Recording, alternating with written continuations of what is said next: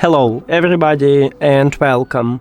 In this video I'm going to show you how to rename your earbuds TOZO Tonal Dots on your Android device.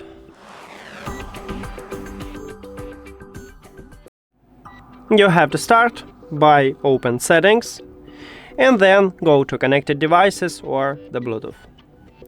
At the device list, click the settings icon or information icon near to your earbuds.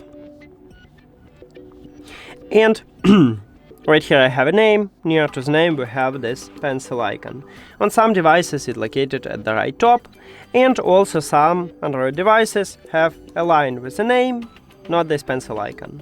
So I'm going to tap at this icon. You can tap at your line with the name, or maybe you have the same icon. And right here write the best one for you. Let's say I want to remove this text and add tonal dots.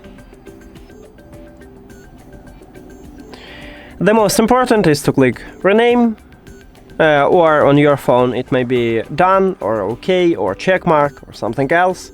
Tap at that button and we just change it. That's it.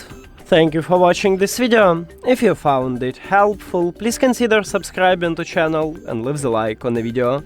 See you later!